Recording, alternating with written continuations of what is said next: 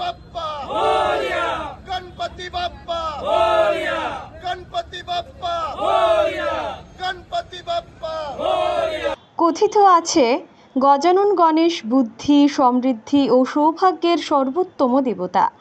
মূলত মহা আড়ম্বরে ত্রিপুরার অনেক জায়গায় গণেশ পুজো হয়ে থাকে, রাজধানীর আগরতলাতেও প্রচুর পরিমাণে গত বছর গণেশ পুজো হয়েছে। আশা করা হচ্ছে এবার গতবারের চাইতে সংখ্যাটা ছাড়িয়ে যাবে। আগরতলা শহরের মধ্যে অন্যতম প্রতি বছরের মতো এবছরও গণপতি সামাজিক সংস্থা 14তম গণেশ পুজো উদযাপন করতে যাচ্ছে। আগরতলা রবীন্দ্র ভবনের পাশে আজ খুঁটি পুজোর মাধ্যমে গণেশ বন্দনার শুভ সূচনা করে সংস্থার কর্মীরা।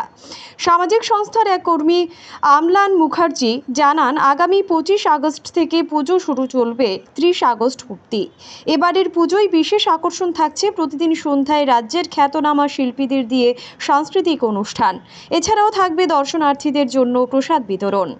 পরিশেষে আমলান বাবু রাজ্যের সমস্ত অংশের মানুষদের আহ্বান জানান, সবাই যেন এই পুজোতে অংশগ্রহণ করেন এবং সিদ্ধিদাতা গণেশের আশীর্বাদ নেন। Bureau report, digital Tripura.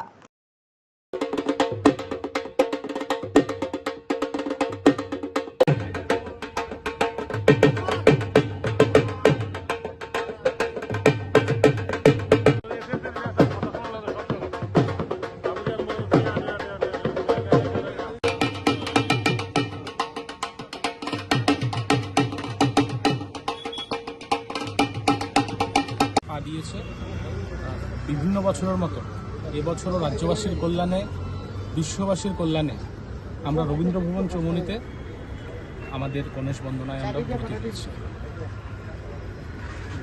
উদ্যোগ বিগত বছরের মতো গণপতি সামাজিক সংস্থা আমরা যারা প্রত্যেকটা সদস্য আছি, আমরা বিগত বছরের মতো এবারও আমরা এখানে পুজোটা করছি।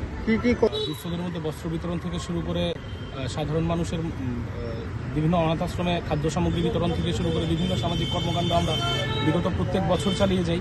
এবারও এটাই চলবে, এটার ব্যতিক্রম হবে। কতদিন থাকবে এবার আপনাদের পুজো? 26 তারিখ থেকে পুজো শুরু, 25 তারিখ থেকে পুজোর উদ্বোধন হচ্ছে, 31 তারিখ পর্যন্ত চলবে।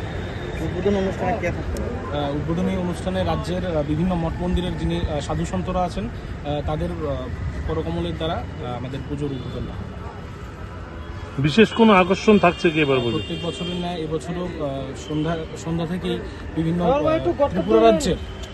ত্রিপুরা রাজ্যের যারা বিভিন্ন শিল্পীরা আছেন, এই শিল্পীরা তারা এখানে নিজেদের পারফর্ম করবে। তো প্রত্যেকে, আমি আপনাদের মাধ্যমে প্রত্যেকে জানাতে চাইছি যে আপনারা প্রত্যেকে আসবেন, আমাদের পুজোয় ব্রতী হবেন, আমাদের পুজো দর্শন করতে আসবেন। আপনাদের কাছে এটাই আমাদের করজোড়ে আবেদন।